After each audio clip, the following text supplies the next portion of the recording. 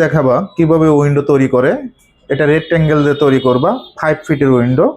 প্রথমে সর্বপ্রথম রেক্ট্যাঙ্গেল নাও, আর ইসি, আমি যেভাবে বলি সেভাবে কাজ করো। আর ইসি লিখে এন্টার, ফার্স্ট পয়েন্ট ক্লিক করো,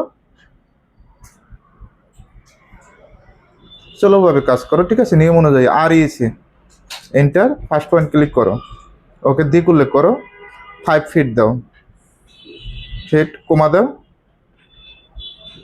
আবার এদিকে 5 দাও, ওকে এন্টার। অফসেটটা 2 ইঞ্চি, ও লেখে এন্টার, 2 লেখে এন্টার। জাস্ট ইনসাইডে, ইনের দিকে, ভিতরের দিকে, হ্যাঁ। মাঝখানে কালারটা চেঞ্জ করে দাও, সিলেক্ট করে কালারটা চেঞ্জ করো, ওকে।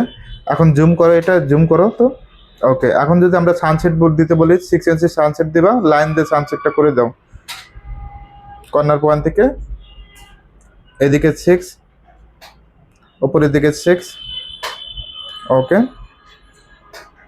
একইভাবে অপোজিট পাশে সেম 6 6, এদিকে 6, পয়েন্টটা মিলিয়ে দাও।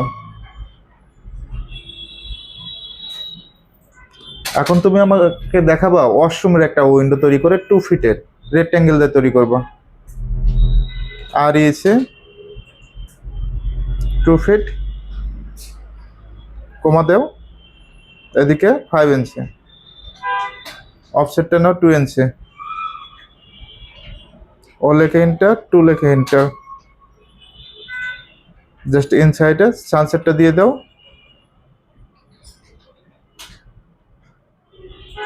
এদিকে 6, আপার পয়েন্টে 6। একইভাবে অপোজিট পাশেও লাইন নাও, এদিকে 6, একইভাবে আপার পয়েন্টে 6।